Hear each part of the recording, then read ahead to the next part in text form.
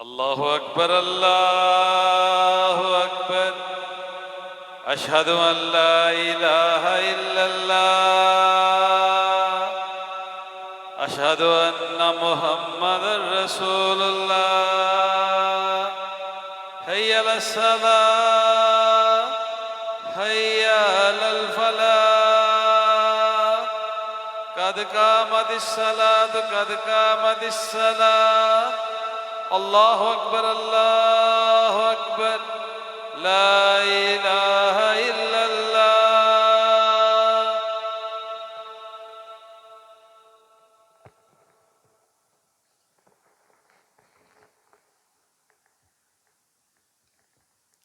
استووا واعتدلوا أقيموا صفوفكم فإن تصفية الصفوف من تمام الصلاة. मिल जाए बराबर हो जाए पाँव कंधे इसके बाद अच्छी तरह मिला लें. अल्लाहु अकबर.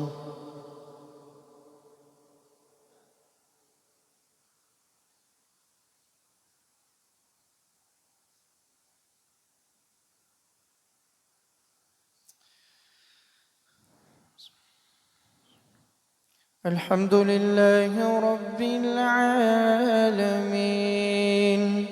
الرحمن الرحيم مالك يوم الدين. إياك نعبد وإياك نستعين. اهدنا الصراط المستقيم صراط الذين أنعمت عليهم غير المغضوب عليهم ولا الضالين آمين. بسم الله الرحمن الرحيم. قد أفلح المؤمنون الذين هم في صلاتهم خاشعون والذين هم عن اللغو معرضون والذين هم للزكاة فاعلون والذين هم لفروجهم حافظون إلا على أزواجهم أو ما ملكت أيمانهم فإنهم غير ملومين.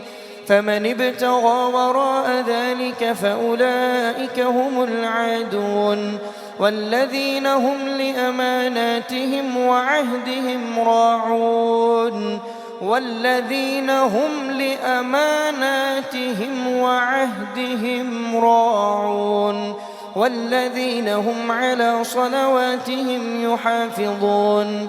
أولئك هم الوارثون الذين يرثون الفردوس هم فيها خالدون. ولقد خلقنا الإنسان من سلالة من طين ثم جعلناه نطفة في قرار مكين ثم خلقنا النطفة علقة فخلقنا العلقة مضغة فخلقنا المضغة عظاما فكسونا العظام لحما ثم أنشأناه خلقا آخر فتبارك الله أحسن الخالقين. ثم إنكم بعد ذلك لميتون ثم إنكم يوم القيامة تبعثون. ولقد خلقنا فوقكم 7 طرائق وما كنا عن الخلق غافلين. وأنزلنا من السماء ماء بقدر فأسكناه في الأرض وإنا على ذهاب به لقادرون. فأنشأنا لكم به جنات من أعناب من نخيل وأعناب لكم فيها فواكه كثيرة ومنها تأكلون. وشجرة تخرج من طور سيناء تنبت بالدهن وصبغ للآكلين. وإن لكم في الأنعام لعبرة نسقيكم مما في بطونها ولكم فيها منافع كثيرة ومنها تأكلون. وعليها وعلى الفلك تحملون ولقد أرسلنا نوحا إلى قومه فقال يا قوم اعبدوا الله ما لكم من إله غيره أفلا تتقون فقال الملأ الذين كفروا من قومه ما هذا إلا بشر مثلكم يريد أن يتفضل عليكم ولو شاء الله لأنزل ملائكة ما سمعنا بهذا في آبائنا الأولين إن هو إلا رجل به جنة فتربصوا به حتى حين قال رب انصرني بما كذبون فأوحينا إليه أن اصنع الفلك بأعيننا ووحينا فإذا جاء أمرنا وفارت النور فاسلك فيها من كل زوجين اثنين وأهلك إلا من سبق عليه القول منهم ولا تخاطبني في الذين ظلموا إنهم مغرقون فإذا استويت أنت ومن معك على الفلك فقل الحمد لله الذي نجانا من القوم الظالمين وقل رب أنزلني منزلا مباركا وأنت خير المنزلين إن في ذلك لآيات وإن كنا لمبتلين ثم أنشأنا من بعدهم قرنا آخرين فأرسلنا فيهم رسولا منهم أن اعبدوا الله ما لكم من إله غيره أفلا تتقون وقال الملأ من قومه الذين كفروا وكذبوا بلقاء الآخرة وأترفناهم في الحياة الدنيا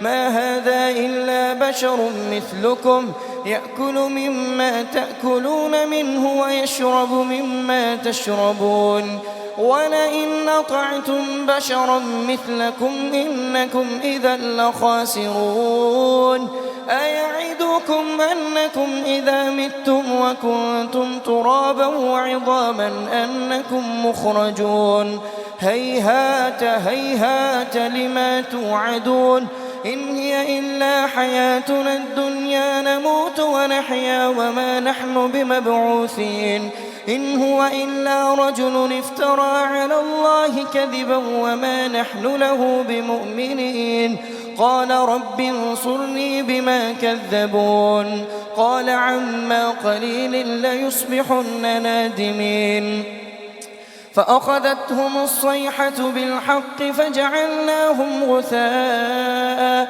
فبعدا للقوم الظالمين ثم أنشأنا من بعدهم قرونا آخرين ما تسبق من أمة أجلها وما يستأخرون ثم أرسلنا رسلنا تترى كلما جاء أمة رسولها كذبوه فأتبعنا بعضهم بعضا وجعلناهم أحاديث فبعدا لقوم لا يؤمنون ثم أرسلنا موسى وأخاه هارون بآياتنا وسلطان مبين إلى فرعون وملئه فاستكبروا وكانوا قوما عالين فقالوا أنؤمن لبشرين مثلنا وقومهما لنا عابدون فكذبوهما فكانوا من المهلكين ولقد آتينا موسى الكتاب لعلهم يهتدون وجعلنا ابن مريم وأمه آية وآويناهما إلى ربوة ذات قرار ومعين الله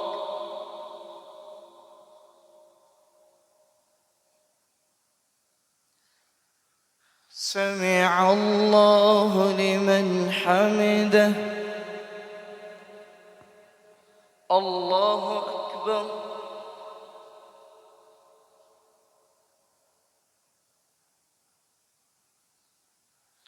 الله أكبر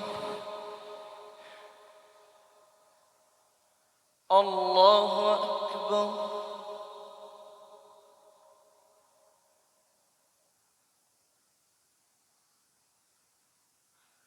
الله أكبر.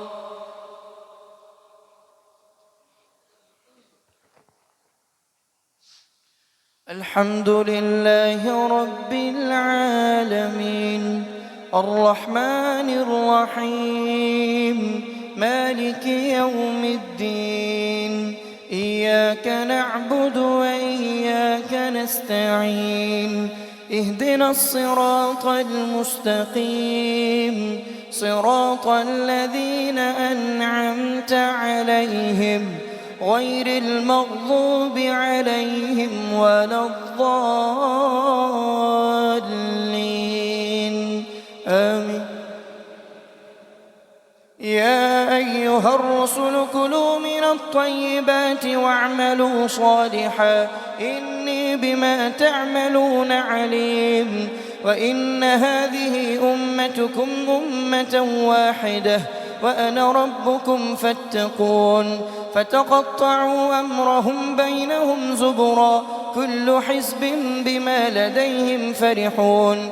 فذرهم في غمرتهم حتى حين. أيحسبون أن ما نمدهم به من مال وبنين نسارع لهم في الخيرات بل لا يشعرون. إن الذين هم من خشية ربهم مشفقون والذين هم بآيات ربهم يؤمنون والذين هم بربهم لا يشركون والذين يؤتون ما آتوا وقلوبهم وجلة أنهم إلى ربهم راجعون. أولئك يسارعون في الخيرات وهم لها سابقون. ولا نكلف نفسا إلا وسعها ولدينا كتاب ينطق بالحق وهم لا يظلمون. بل قلوبهم في غمرة من هذا ولهم أعمال من دون ذلك هم لها عاملون. حتى إذا أخذنا مترفيهم بالعذاب إذا هم يجأرون. لا تجأروا اليوم إنكم منا لا تنصرون. قد كانت آياتي تتلى عليكم فكنتم على أعقابكم تنكصون مستكبرين به سامرا تهجرون. أفلم يدبروا القول أم جاءهم ما لم يأت آباءهم الأولين أم لم يعرفوا رسولهم فهم له منكرون أم يقولون به جنة بل جاءهم بالحق وأكثرهم للحق كارهون.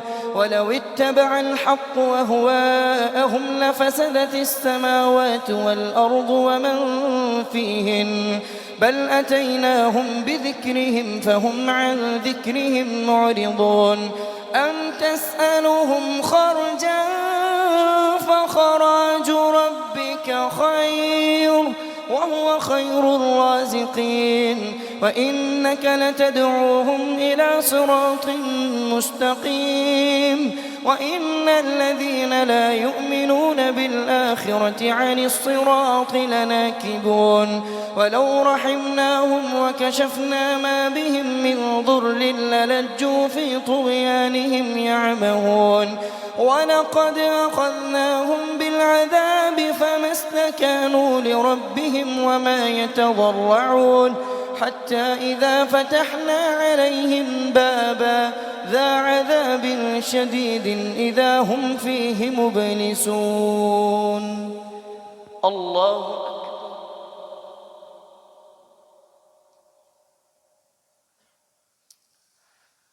سمع الله لمن حمده. الله أكبر.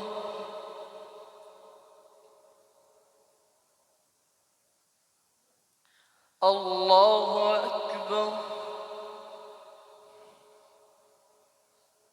الله أكبر.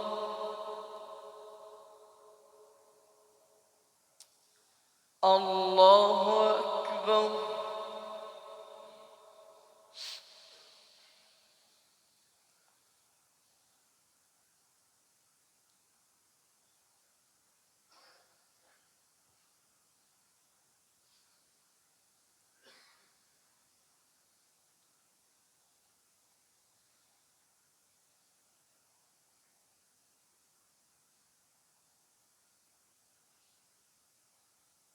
الله أكبر.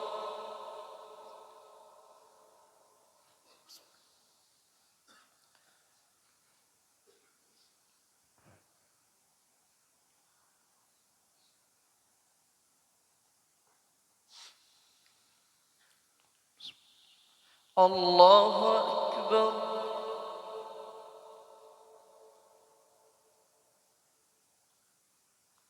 سمع الله لمن حمده. الله أكبر.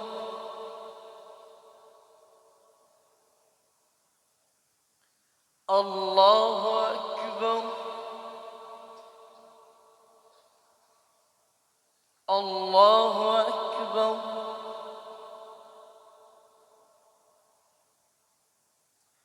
الله أكبر.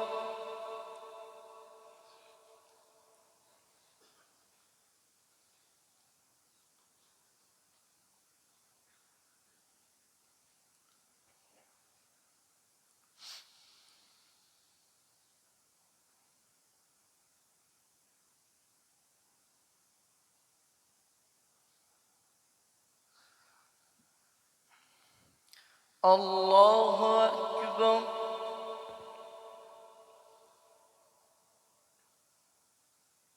سمع الله لمن حمده. الله أكبر.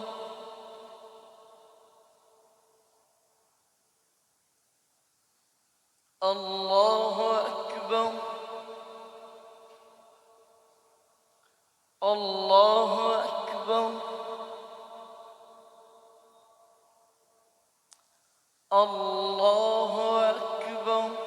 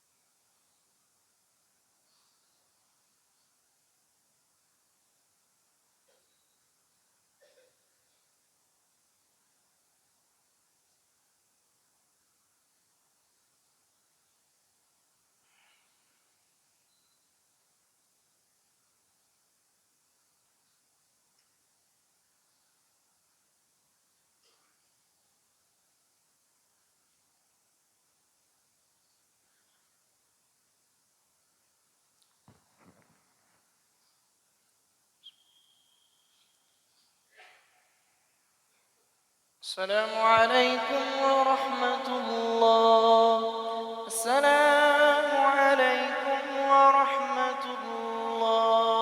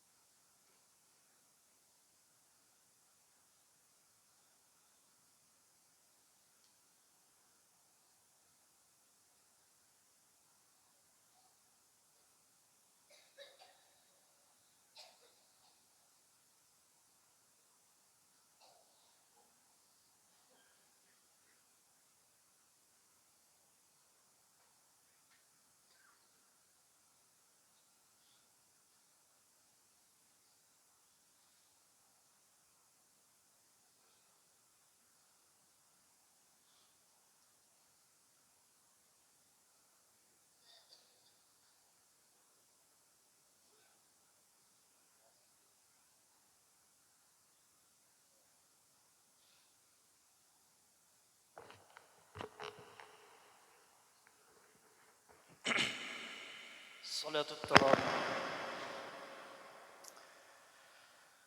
الله أكبر.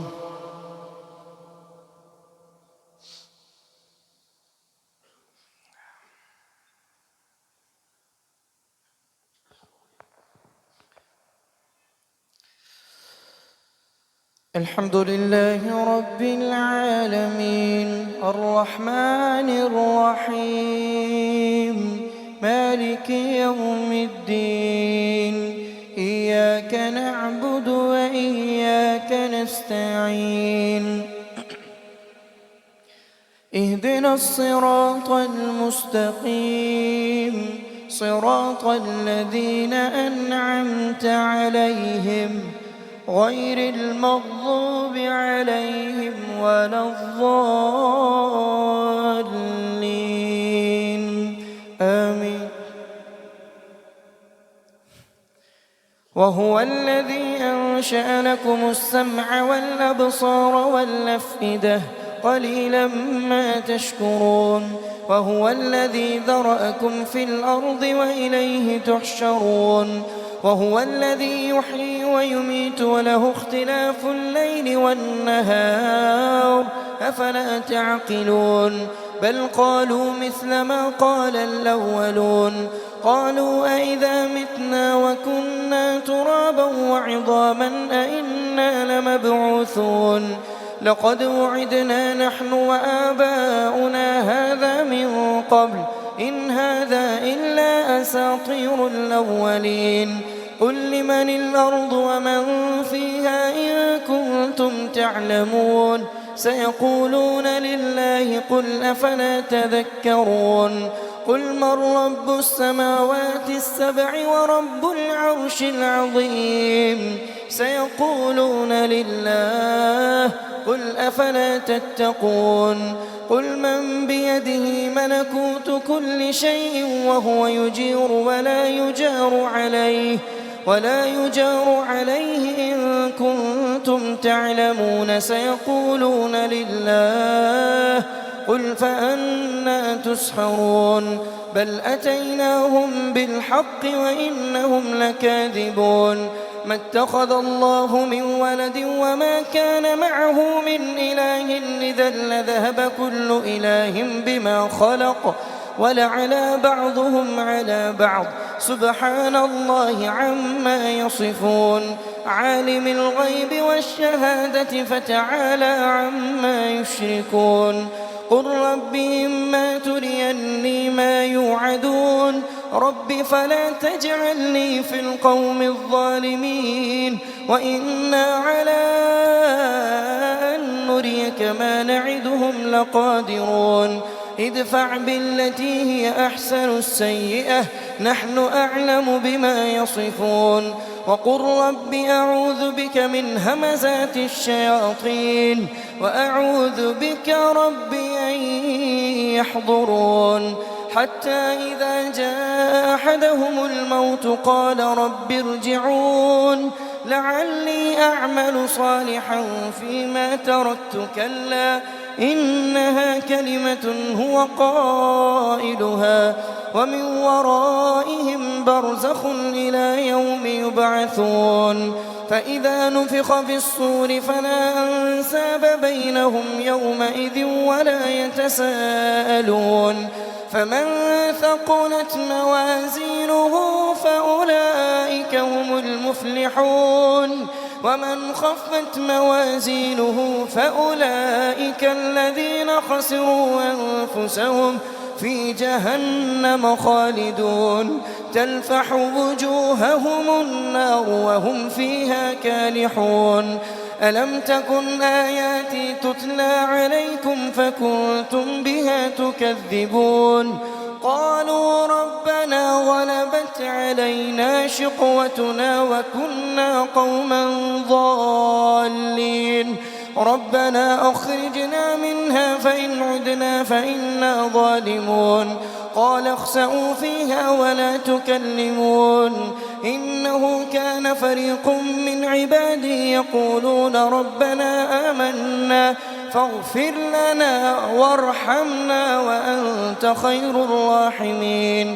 فاتخذتموهم سخريا حتى أنسوكم ذكري وكنتم منهم تضحكون إني جزيتهم اليوم بما صبروا أنهم هم الفائزون قال كم لبثتم في الأرض عدد سنين قالوا لبثنا يوما أو بعض يوم فاسأل العادين قال إن لبثتم إلا قليلا لو أنكم كنتم تعلمون أفحسبتم أنما خلقناكم عبثا وأنكم إلينا لا ترجعون فتعالى الله الملك الحق لا إله إلا هو رب العرش الكريم ومن يدع مع الله إلها آخر لا برهان له به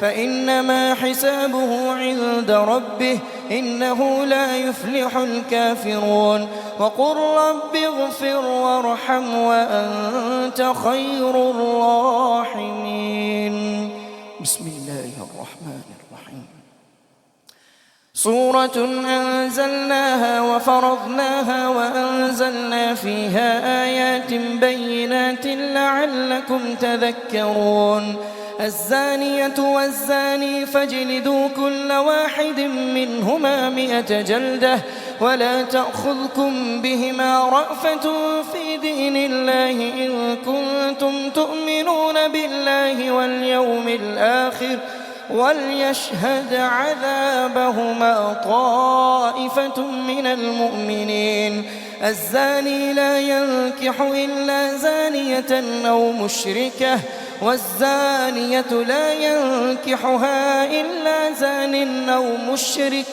وحرم ذلك على المؤمنين والذين يرمون المحصنات ثم لم يأتوا ب4 شهداء فاجلدوهم 80 جلدة ولا تقبلوا لهم شهادة أبدا وأولئك هم الفاسقون إلا الذين تابوا من بعد ذلك وأصلحوا فإن الله غفور رحيم والذين يرمون أزواجهم ولم يكن لهم شهداء إلا أنفسهم فشهادة أحدهم 4 شهادات بالله إنه لمن الصادقين والخامسة أن لعنة الله عليه إن كان من الكاذبين ويدرأ عنها العذاب أن تشهد 4 شهادات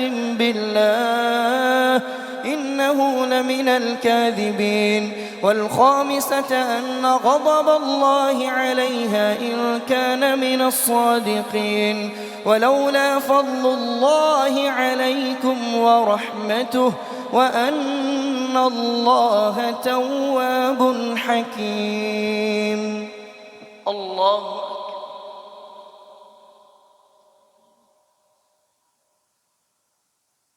سمع الله لمن حمده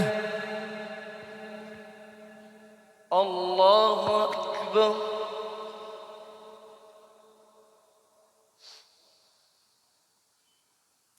الله أكبر الله أكبر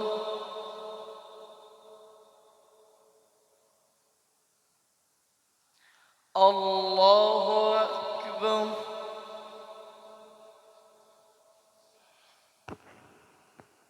بسم الله الرحمن الرحيم الحمد لله رب العالمين الرحمن الرحيم مالك يوم الدين إياك نعبد وإياك نستعين اهدنا الصراط المستقيم صراط الذين أنعمت عليهم غير المغضوب عليهم ولا الضالين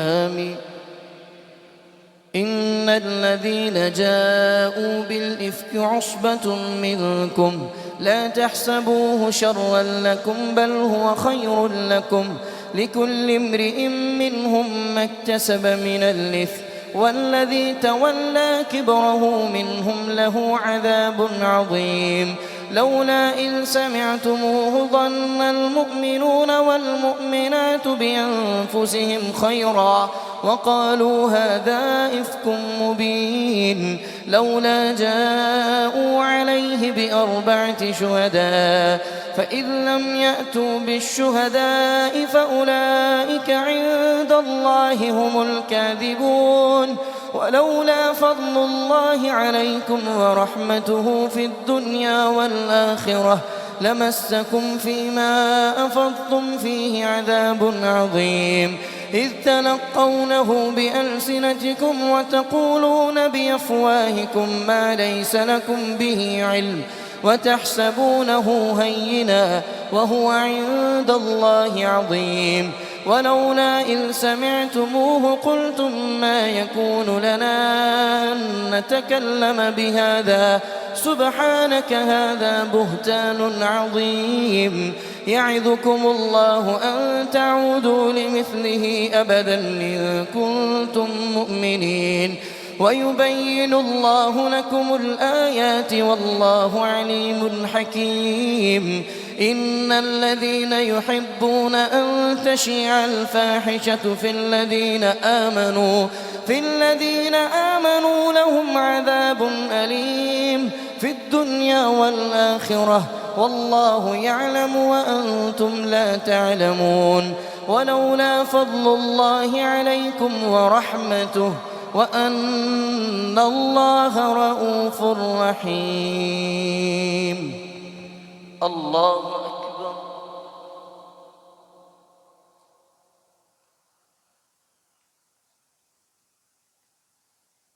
سمع الله لمن حمده.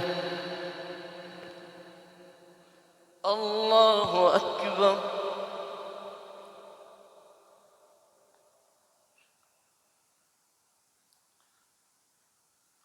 الله أكبر.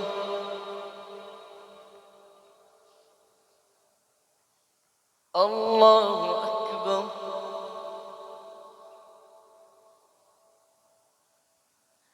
الله أكبر.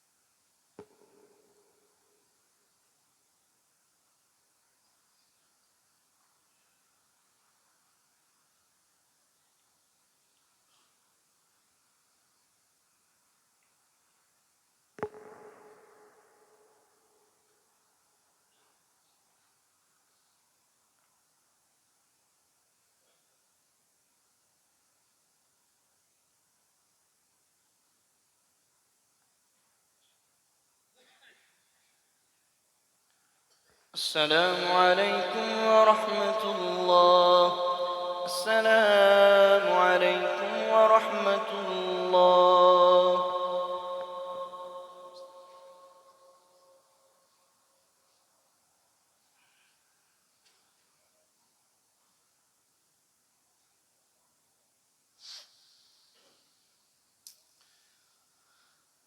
الله أكبر.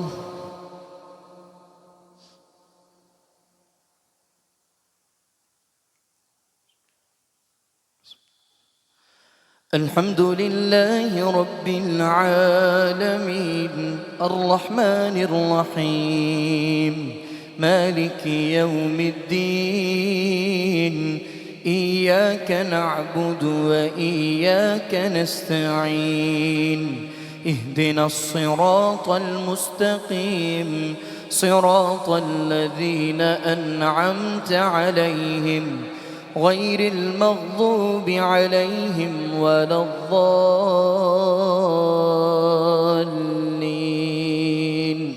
آمين.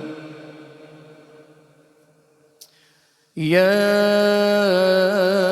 أيها الذين آمنوا لا تتبعوا خطوات الشيطان ومن يتبع خطوات الشيطان فإنه يأمر بالفحشاء والمنكر ولولا فضل الله عليكم ورحمته ما زكى منكم من أحد أبدا ولكن الله يزكي من يشاء والله سميع عليم. ولا يأت لأولو الفضل منكم والسعة أن يؤتوا أولي القربى والمساكين والمهاجرين في سبيل الله وليعفوا وليصفحوا ألا تحبون أن يغفر الله لكم والله غفور رحيم.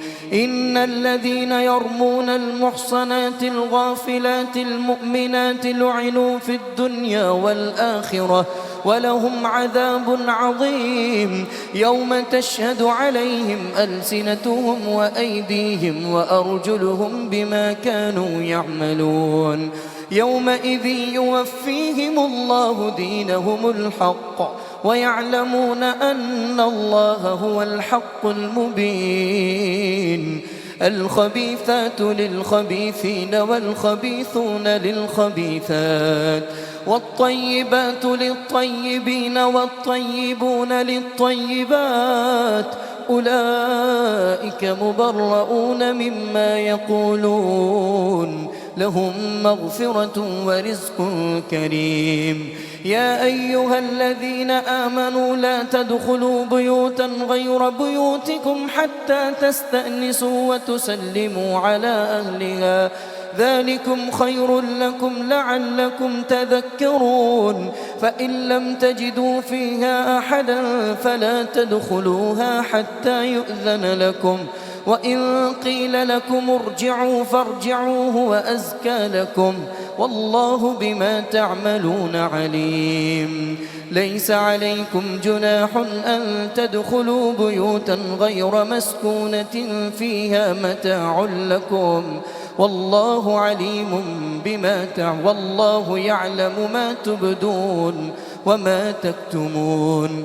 قل للمؤمنين يغضوا من أبصارهم ويحفظوا فروجهم ذلك أزكى لهم إن الله خبير بما يصنعون. وقل للمؤمنات يغضضن من أبصارهن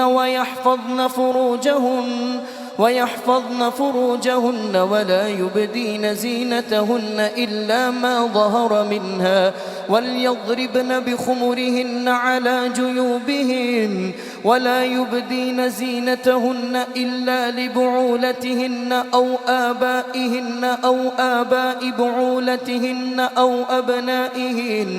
أو أبناء بعولتهن أو إخوانهن أو بني إخوانهن أو بني أخواتهن أو نسائهن أو ما ملكت أيمانهن أو التابعين غير أولي الإربة من الرجال أو الطفل الذين لم يظهروا على عورات النساء ولا يضربن بأرجلهن ليعلم ما يخفين من زينتهن وتوبوا إلى الله جميعا أيها المؤمنون لعلكم تفلحون. وأنكحوا الأيام منكم والصالحين من عبادكم وإمائكم إن يكونوا فقراء يغنهم الله من فضله والله واسع عليم. وليستعفف الذين لا يجدون نكاحا حتى يغنيهم الله من فضله والذين يبتغون الكتاب مما ملكت أيمانكم فكاتبوهم إن علمتم فيهم خيرا وآتوهم مما لله الذي آتاكم ولا تكرهوا فتياتكم على البغاء إن أردنا تحصنا لتبتغوا عرض الحياة الدنيا ومن يكرههن فإن الله من بعد إكراههن غفور رحيم. ولقد أنزلنا إليكم آيات مبينات ومثلا من الذين خلوا من قبلكم وموعظة للمتقين.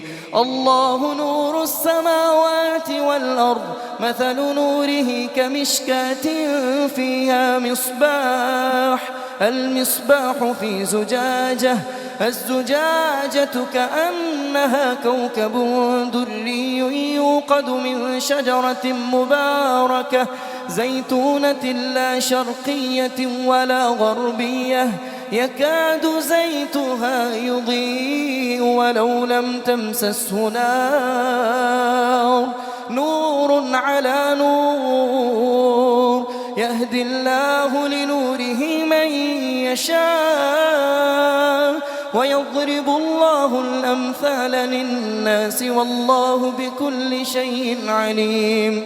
في بيوت أذن الله أن ترفع ويذكر فيها اسمه يسبح له فيها بالغدو والآصال رجال لا تلهيهم تجارة ولا بيع عن ذكر الله وإقام الصلاة وإيتاء الزكاة يخافون يوما تتقلب فيه القلوب والأبصار ليجزيهم الله أحسن ما عملوا ويزيدهم من فضله والله يرزق من يشاء بغير حساب.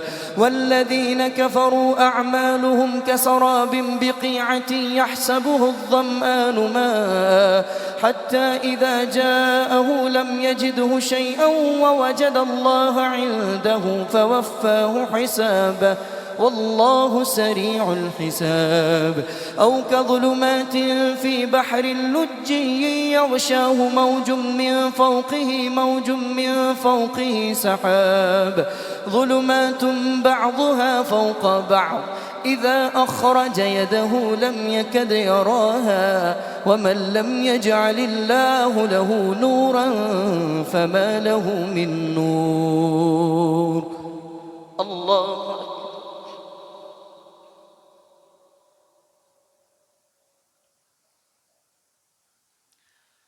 سمع الله لمن حمده. الله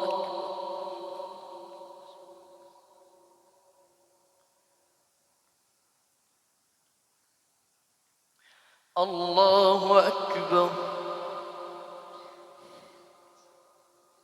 الله أكبر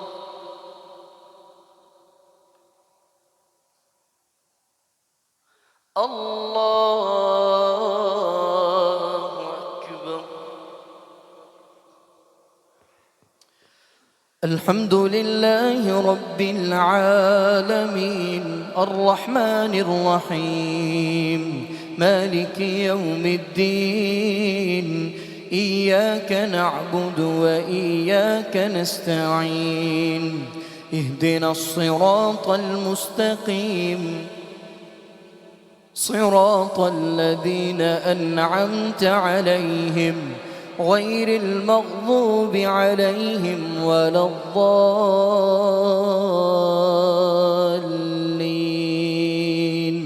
آمين. ألم تر أن الله يسبح له من في السماوات والأرض والطير صافات كل قد علم صلاته وتسبيحه إن والله عليم بما يفعلون. ولله ملك السماوات والأرض وإلى الله المصير. ألم تر أن الله يزجي سحابا ثم يؤلف بينه ثم يجعله ركاما فترى الودق يخرج من خلاله وينزل من السماء من جبال فيها من برد فيصيب به من يشاء ويصرفه عن من يشاء يكاد سنا برقه يذهب بالأبصار يقلب الله الليل والنهار إن في ذلك لعبرة لأولي الأبصار والله خلق كل دابة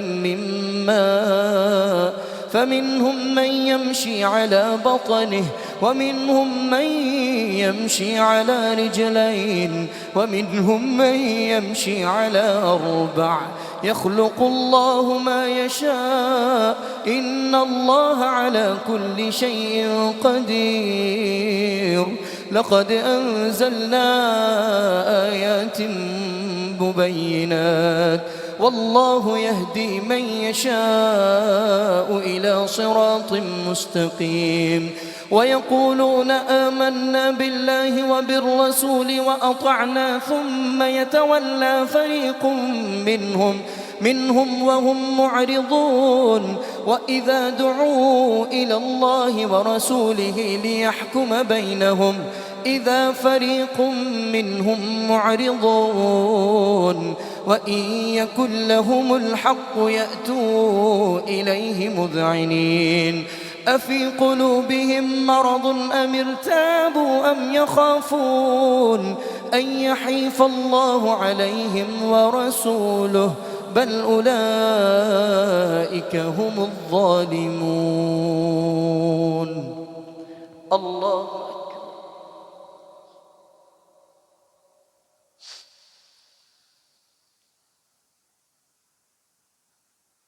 سمع الله لمن حمده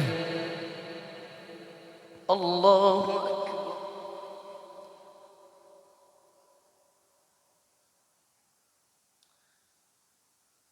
الله أكبر الله أكبر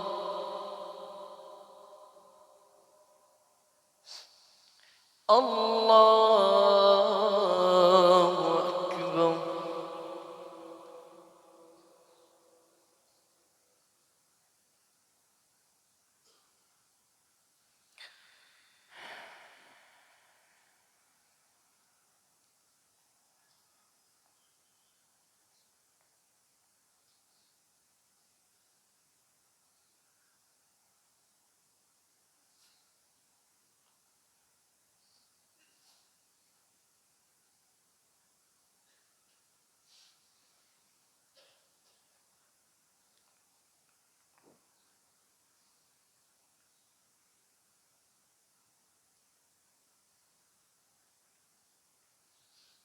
السلام عليكم ورحمة الله السلام عليكم ورحمة الله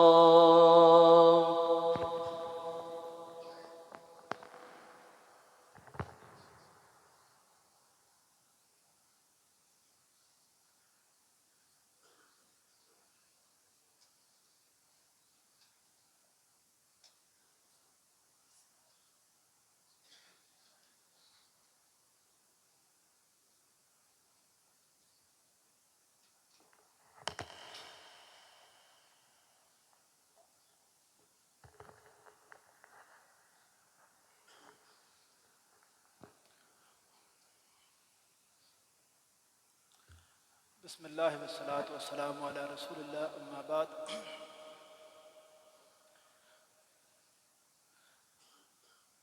आज सूरह अन-नूर की अभी तिलावत जारी है। मैं अपने सब भाइयों को और इसी तरह माओ बहनों से भी बड़े अदब से गुजारिश करूँगा कि ये सूरत हमारे जो घरेलू ख़ानदानी मसाइल होते हैं उसके लिए ये सूरत बहुत ही अहमियत वाली है। इस सूरत के आगाज़ में अल्लाह ताला ने जो माशरे के अंदर बेहयाई फैलाने वाले बुरे अमाल हैं, बदकारी वगैरह, उसको शुरू के अंदर मेंशन किया है। फिर इसके असबाब भी आगे बयान किए हैं कि ये बेहयाई माशरे में क्यों बढ़ती है। وہ باتیں جن کو ہم سمجھتے ہیں کہ یہ ہمارے رشتہ داروں میں جی فلاں آ گیا گھر میں، ہم اس طرح بیٹھ جاتے ہیں، یہ فلاں کزن ہے، یہ فلاں ماموں کا بیٹا ہے، یہ وہ رشتہ دار جو محرم ہیں، اس صورت کے اندر وہ بالکل واضح کر کے بتا دیے گئے ہیں کہ یہ محرم رشتہ دار ہیں، ان سے پردہ نہیں ہے، اور جن سے پردہ ہے وہ اس کے علاوہ باقی سارے رشتہ داروں سے جتنے مرضی قریبی ہوں ان سے پردہ ہے۔ وہ ساری باؤنڈریز جو اس صورت کے اندر بیان کر دی گئی ہیں، جب تک مسلمان ان پہ عمل کریں گے تو اس صورت میں بار بار بتایا گیا ہے کہ لوگوں کے لیے بڑی خیر ہوگی، لوگوں کے لیے بڑی بلائی ہوگی۔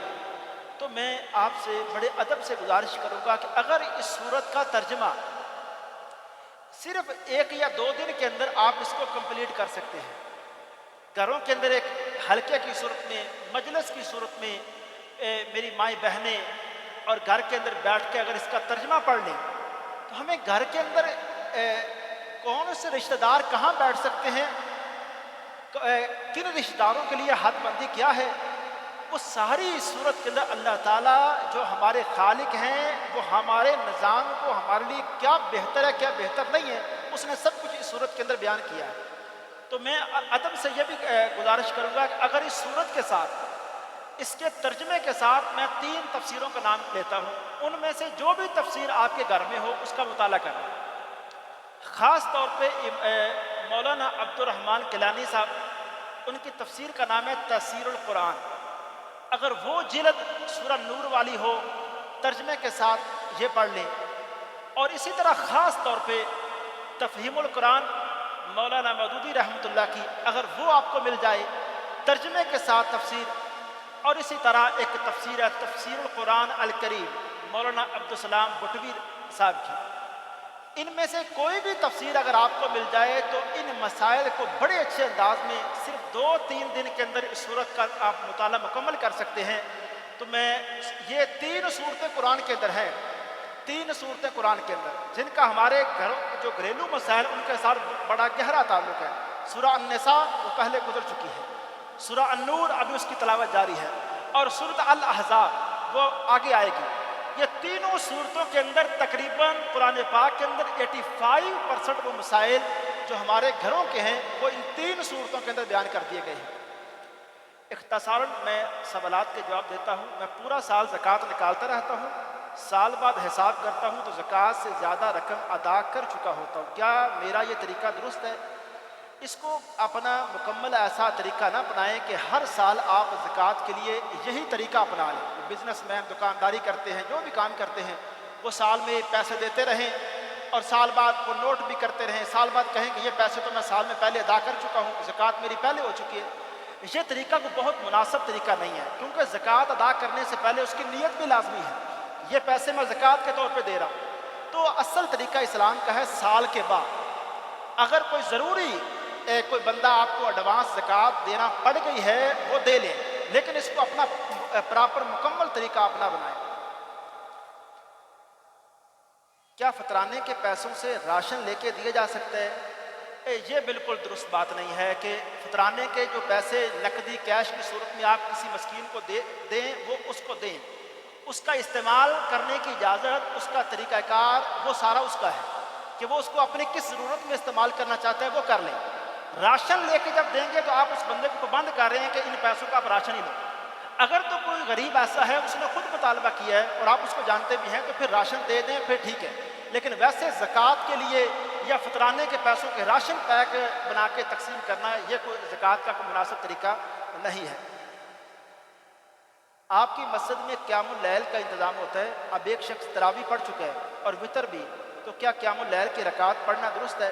یہ قیام اللیل تراویح کی جو 11 رکھتے ہیں وہ پڑھ چکے ہیں، اس کے بعد اگر کسی کی نیت ہے قیام اللیل بھی کرنا ہے، وہ رکعات بھی پڑھنی ہے، تو میں خود یہ کرتا ہوں کہ، اور اس کے 2 طریقے ہیں، عرض کر دیتا ہوں۔ ایک طریقہ یہ ہے کہ جو طریقہ مجھے خود بڑا پسند ہے، جس دن قیام ہوتا ہے اس دن وتر جب قاری صاحب پڑھاتے ہیں تو نیت میں پہلے کر لیتا ہوں کہ میں 4 رکعتیں پڑھوں، قاری صاحب سلام پھیریں، میں اٹھ کے 1 رکعت اور پڑھ لوں، اپنی نماز نفلوں کو چفت رکھتا ہوں۔ پھر جو قیام جب شروع ہوتا ہے 12:30 وہ 5 رکعتیں پڑھا دیں، 7 پڑھا دیں، رکعات بڑھ جانے میں کوئی مسئلہ نہیں ہے، वो आप जितनी मर्जी 2-2 रकतें करके आप पढ़ें, लेकिन ये है कि आप रात में वितर 2 मरतबा नहीं पढ़ेंगे। ये हदीस है, ला वितरानी फी लैला, एक रात में 2 मरतबा वितर नहीं है। तो एक तरीका ये। दूसरा तरीका ये है कि 11 रकतें यहाँ पढ़ी जाएं। जब क़याम करना है, क़याम करना, मसलन कारी साहब है, वो वितर पहले भी पढ़ाते हैं और आखिर में भी, क़याम में भी पढ़ाते हैं। उनके लिए ख़ास तौर पर फिर ये मसला होगा कि वो जब इधर तरावी पढ़ा लें 11 रकतें, तो क़याम शुरू करने से पहले एक रकत इस नियत से पढ़ के क़याम शुरू करें कि पहली मैं 11 रकतों को जुफ्त कर रहा हूँ। तो फिर उसके बाद फिर 5-7 रकतें जितनी भी पढ़ेंगे वो ताक रकत जो फिगर है वो आ जाएगा। तो वो 15 रकतें बन जाए, 17 बन, जितनी बन जाए, उसमें कोई मसला नहीं है। एक शख्स फ़र्जी रोज़े नहीं रख रहा तो क्या वो फतराना अदा करेगा? फतराना अलग से फ़र्ज़ है। ये नहीं है कि वो रोज़ों के बदले में नहीं। इस तरह रोज़े फ़र्ज़ हैं, फतराना फ़र्ज़ है। रोज़े नहीं रख रहा, इसका गुनाह अलग है। फतराना नहीं अदा करेगा, ये दूसरा ये जुर्म है। ठीक है जी, अस्सलाम।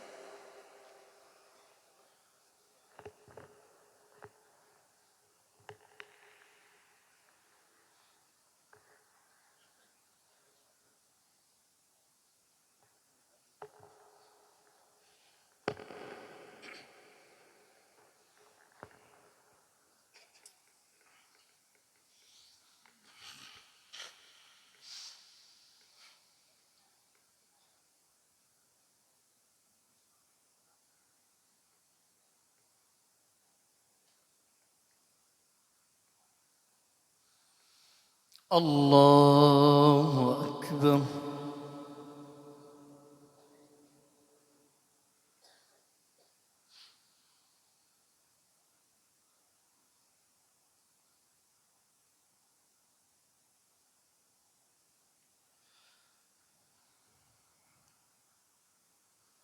الحمد لله رب العالمين الرحمن الرحيم مالك يوم الدين إياك نعبد وإياك نستعين اهدنا الصراط المستقيم صراط الذين أنعمت عليهم غير المغضوب عليهم ولا الضالين آمين. إنما كان قول المؤمنين إذا دعوا إلى الله ورسوله ليحكم بينهم أن يقولوا سمعنا وأطعنا وأولئك هم المفلحون. ومن يطع الله ورسوله ويخشى الله ويتقه فأولئك هم الفائزون. وأقسموا بالله جهد أيمانهم لئن أمرتهم ليخرجن قل لا تقسموا طاعة معروفة إن الله خبير بما تعملون. قل أطيعوا الله وأطيعوا الرسول فإن تولوا فإنما عليه ما حمل وعليكم ما حملتم وإن تطيعوه تهتدوا وما على الرسول إلا البلاغ المبين. وعد الله الذين آمنوا منكم وعملوا الصالحات ليستخلفنهم في الأرض كما استخلف الذين من قبلهم وليمكنن لهم دينهم الذي ارتضى لهم وليبدلنهم من بعد خوفهم أمنا يعبدونني لا يشركون بي شيئا ومن كفر بعد ذلك فأولئك هم الفاسقون. وأقيموا الصلاة وآتوا الزكاة وأطيعوا الرسول لعلكم ترحمون. لا تحسبن الذين كفروا معجزين في الأرض ومأواهم النار ولبئس المصير. يا أيها الذين آمنوا ليستأذنكم الذين ملكت أيمانكم والذين لم يبلغوا الحلم منكم 3 مرات من قبل صلاة الفجر وحين تضعون ثيابكم من الظهيرة ومن بعد صلاة العشاء 3 عورات لكم ليس عليكم ولا عليهم جناح بعدهن طوافون عليكم بعضكم على بعض كذلك يبين الله لكم الآيات والله عليم حكيم. والقواعد من النساء وإذا بلغ الأطفال منكم الحلم فليستأذنوا كما استأذن الذين من قبلهم كذلك يبين الله لكم آياته والله عليم حكيم. والقواعد من النساء اللاتي لا يرجون نكاحا فليس عليهن جناح أن يضعن ثيابهن غير متبرجات بزينة وأن يستعففن خير لهن والله سميع عليم. ليس على الأعمى حرج ولا على الأعرج حرج ولا على المريض حرج ولا على أنفسكم أن تأكلوا من بيوتكم أو بيوت آبائكم أو بيوت أمهاتكم أو بيوت إخوانكم أو بيوت أخواتكم أو بيوت أعمامكم أو بيوت عماتكم أو بيوت أخوالكم أو بيوت خالاتكم أو ما ملكتم مفاتحه أو صديقكم ليس عليكم جناح أن تدخلوا بيوتا غير مسكونة جميعا أن تأكلوا جميعا أو أشتاتا فإذا دخلتم بيوتا فسلموا على أنفسكم تحية من عند الله مباركا طيبة كذلك يبين الله لكم الآيات لعلكم تعقلون. الله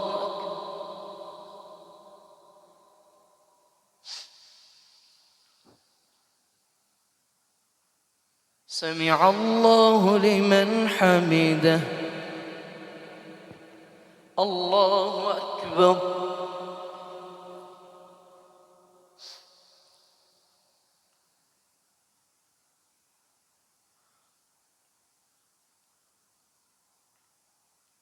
الله أكبر.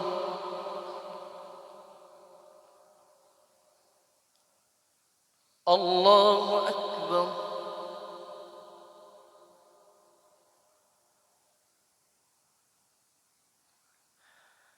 الله أكبر.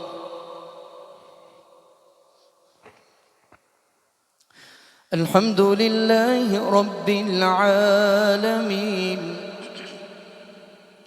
الرحمن الرحيم مالك يوم الدين إياك نعبد وإياك نستعين اهدنا الصراط المستقيم صراط الذين أنعمت عليهم غير المغضوب عليهم ولا الضالين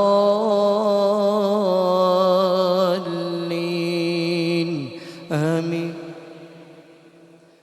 إنما المؤمنون الذين آمنوا بالله ورسوله وإذا كانوا معه على أمر جامع لم يذهبوا حتى يستأذنوه إن الذين يستأذنونك أولئك الذين يؤمنون بالله ورسوله فإذا استأذنوك لبعض شأنهم فأذن لمن شئت منهم واستغفر لهم الله إن الله غفور رحيم. لا تجعلوا دعاء الرسول بينكم كدعاء بعضكم بعضا قد يعلم الله الذين يتسللون منكم لواذا فليحذر الذين يخالفون عن أمره أن تصيبهم فتنة أو يصيبهم عذاب أليم. ألا إن لله ما في السماوات والأرض قد يعلم ما أنتم عليه ويوم يرجعون إليه فينبئهم بما عملوا والله بكل شيء عليم. الله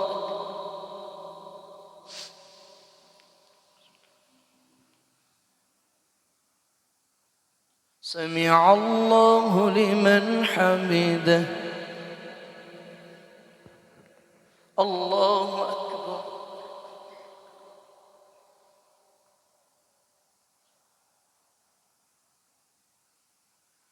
الله أكبر. الله أكبر.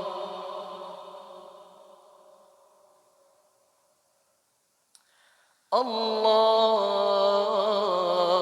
أكبر.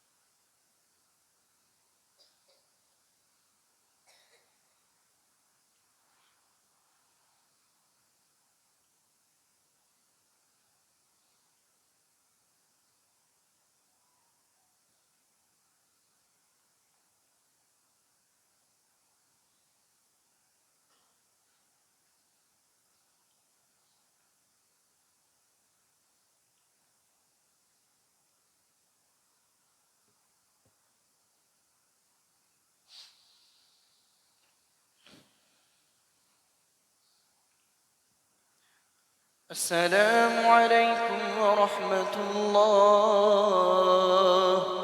السلام عليكم ورحمة الله.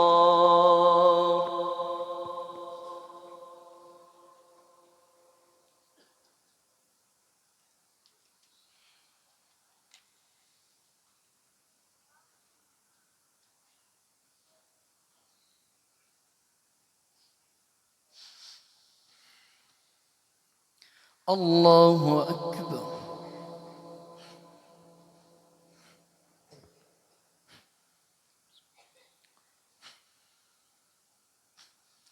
الحمد لله رب العالمين الرحمن الرحيم مالك يوم الدين إياك نعبد وإياك نستعين اهدنا الصراط المستقيم صراط الذين أنعمت عليهم غير المغضوب عليهم ولا الضالين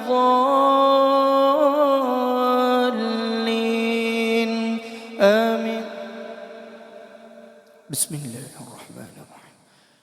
تبارك الذي نزل الفرقان على عبده ليكون للعالمين نذيرا الذي له ملك السماوات والأرض ولم يتخذ ولدا ولم يكن له شريك في الملك وخلق كل شيء فقدره تقديرا واتخذوا من دونه آلهة لا يخلقون شيئا وهم يخلقون ولا يملكون لأنفسهم ضرا ولا نفعا ولا يملكون موتا ولا حياة ولا نشورا. وقال الذين كفروا إن هذا إلا إفك افتراه وأعانه عليه قوم آخرون فقد جاءوا ظلما وزورا. وقالوا أساطير الأولين اكتتبها فهي تملى عليه بكرة وأصيلا قل أنزله الذي يعلم السر في السماوات والأرض إنه كان غفورا رحيما. وقالوا ما لهذا الرسول يأكل الطعام ويمشي في الأسواق لولا أنزل إليه ملك فيكون معه نذيرا أو يلقى إليه كنز أو تكون له جنة يأكل منها وقال الظالمون إن تتبعون إلا رجلا مسحورا انظر كيف ضربوا لك الأمثال فضلوا فلا يستطيعون سبيلا تبارك الذي إن شاء جعل لك خيرا من ذلك جنات تجري من تحتها الأنهار ويجعل لك قصورا بل كذبوا بالساعة وأعتدنا لمن كذب بالساعة سعيرا إذا رأتهم من مكان بعيد سمعوا لها تغيظا وزفيرا وإذا ألقوا منها مكانا ضيقا مقرنين دعوا هنالك ثبورا لا تدعوا اليوم ثبورا واحدا وادعوا ثبورا كثيرا الله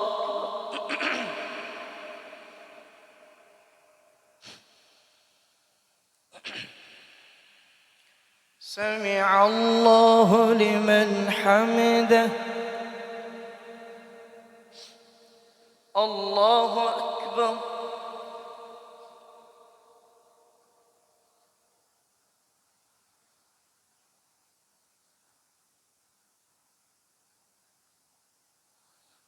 الله أكبر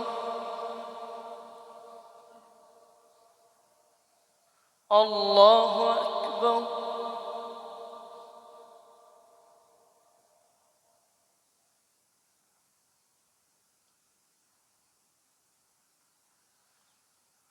الله أكبر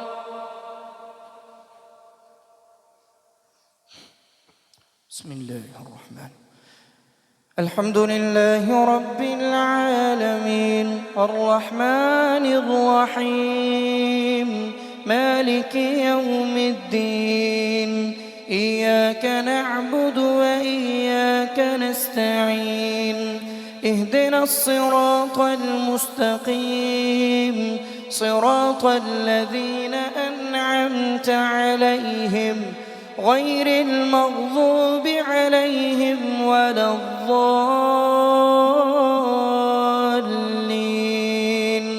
آمين قل أذلك خير أم جنة الخلد التي وعد المتقون كانت لهم جزاء ومصيرا لهم فيها ما يشاءون خالدين كان على ربك وعدا مسئولا ويوم يحشرهم وما يعبدون من دون الله فيقول أأنتم أضللتم عبادي هؤلاء أم هم ضلوا السبيل قالوا سبحانك ما كان ينبغي لنا أن نتخذ من دونك من أولياء ولكن متعتهم وآباءهم حتى نسوا الذكر وكنتم قوما بورا فقد كذبوكم بما تقولون فما تستطيعون صرفا ولا نصرا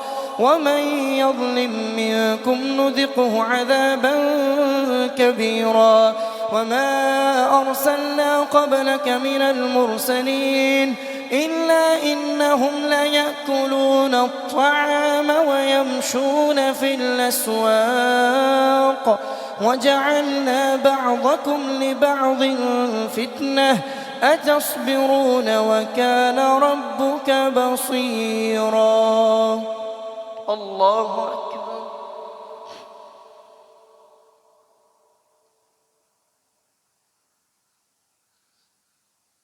سمع الله لمن حمده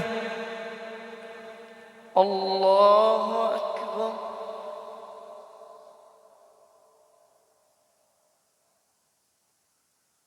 الله أكبر الله أكبر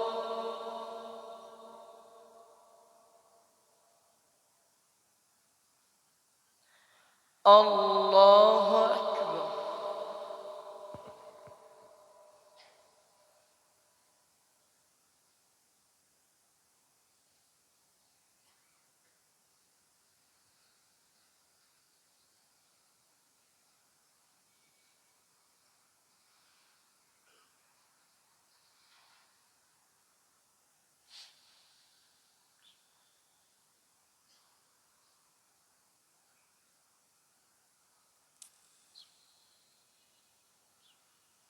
السلام عليكم ورحمة الله. السلام عليكم ورحمة الله. صلاة الوتر.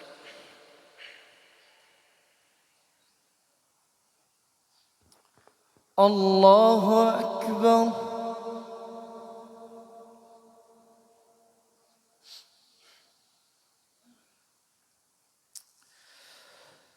أعوذ بالله من الشيطان الرجيم. بسم الله الرحمن الرحيم. الحمد لله رب العالمين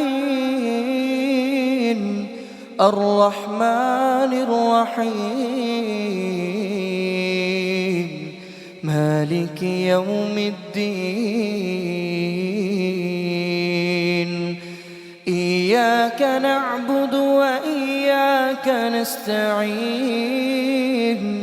اهدنا الصراط المستقيم صراط الذين أنعمت عليهم غير المغضوب عليهم ولا الضالين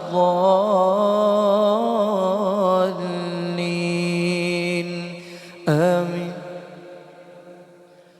هو الذي أنزل عليك الكتاب منه آيات محكمات هن أم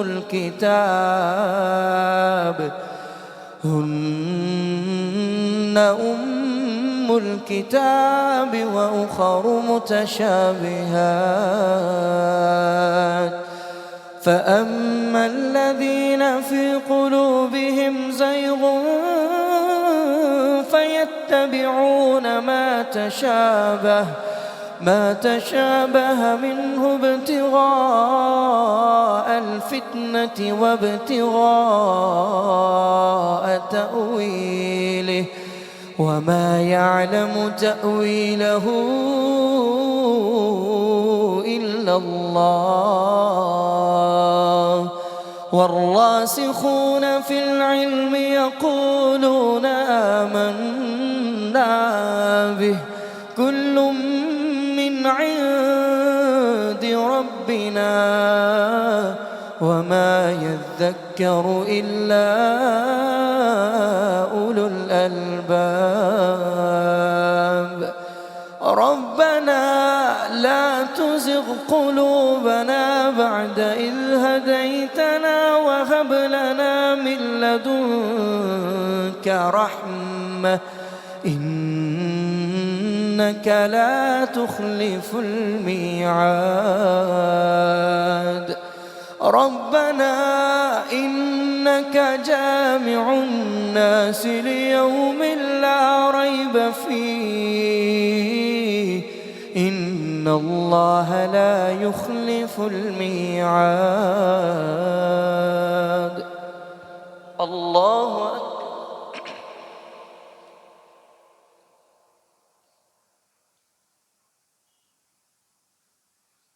سمع الله لمن حمده. الله أكبر.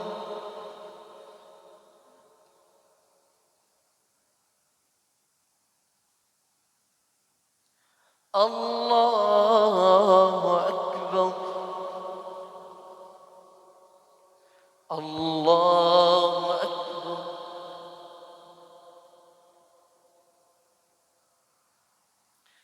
الله أكبر.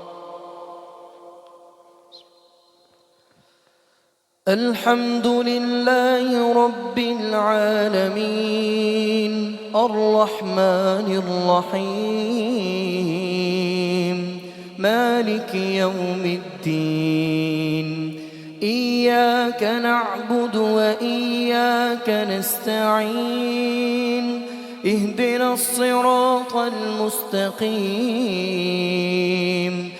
صراط الذين أنعمت عليهم غير المغضوب عليهم ولا الضالين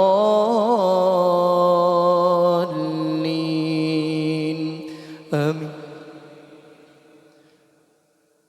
إذا جاء نصر الله والفتح ورأيت الناس يدخلون في دين الله أفواجا فسبح بحمد ربك واستغفر إنه كان توابا. الله أكبر.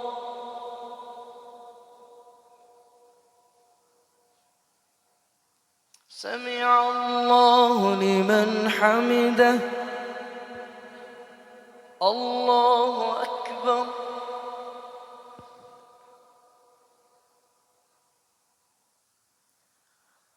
الله أكبر. الله أكبر.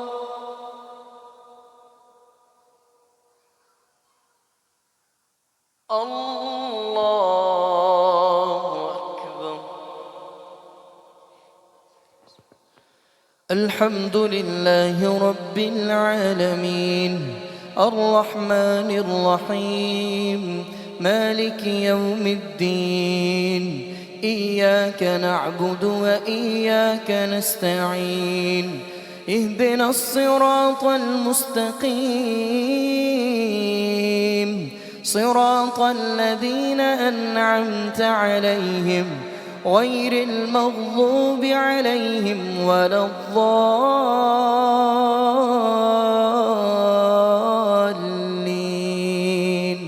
آمين. قل هو الله أحد الله الصمد لم يلد ولم يولد ولم يكن له كفوا أحد. الله أكبر.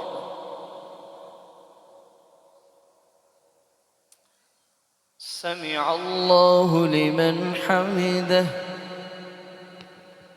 اللهم اهدنا فيمن هديت وعافنا فيمن عافيت وتولنا فيمن توليت وبارك لنا فيما أعطيت وقنا برحمتك واصرف عنا شر ما قضيت فإنك تقضي ولا يقضى عليك فإنه لا يذل من واليت ولا يعز من عاديت تباركت ربنا وتعاليت. نستغفرك اللهم من جميع الذنوب والخطايا ونتوب إليك. اللهم اغفر للمؤمنين والمؤمنات والمسلمين والمسلمات وألف بين قلوبهم وأصلح ذات بينهم وانصرهم على عدوك وعدوهم. اللهم العن الكفرة الذين يصدون عن سبيلك ويكذبون رسلك ويقاتلون أولياءك. اللهم خالف بين كلمتهم وزلزل أقدامهم وأنزل بهم بأسك الذي لا ترده عن القوم المجرمين. اللهم إنا نجعلك في نحورهم ونعوذ بك من شرورهم. ربنا آتنا في الدنيا حسنة وفي الآخرة حسنة وقنا عذاب النار وقنا عذاب النار. ربنا آتنا في الدنيا حسنة وفي الآخرة حسنة وقنا عذاب النار. ربنا ظلمنا أنفسنا وإن لم تغفر لنا وترحمنا لنكونن من الخاسرين. لا إله إلا أنت سبحانك إنا كنا من الظالمين. اللهم اشف كل مريض، اللهم اشف مرضانا ومرضى المسلمين يا شافي الأمراض.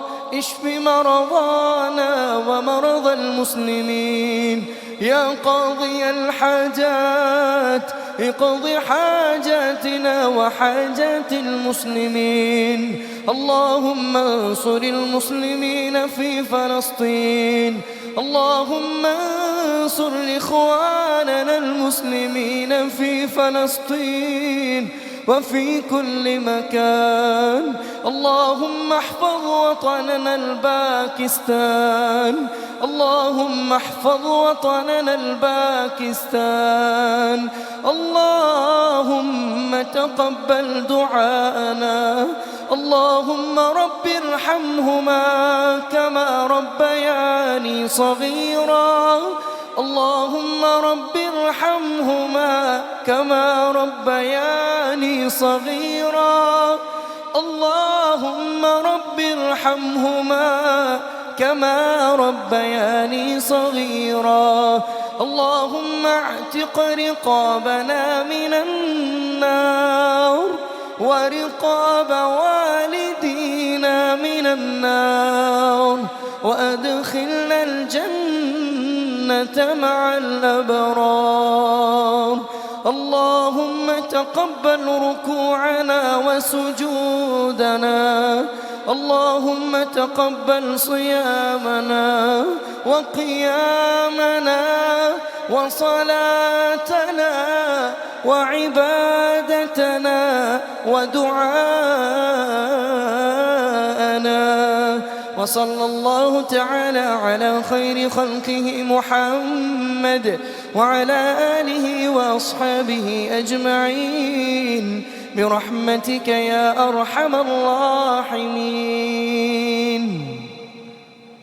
الله أكبر.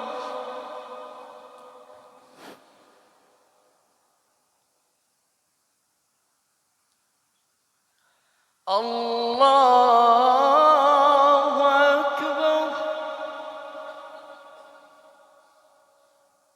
الله أكبر.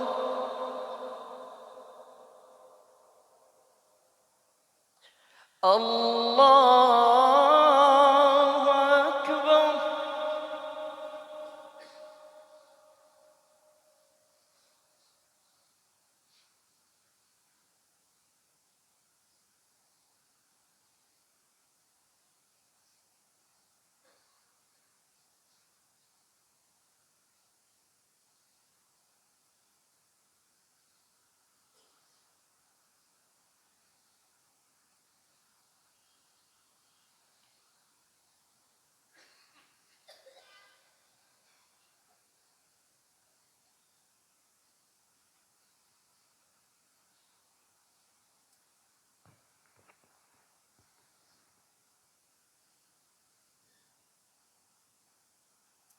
السلام عليكم ورحمة الله.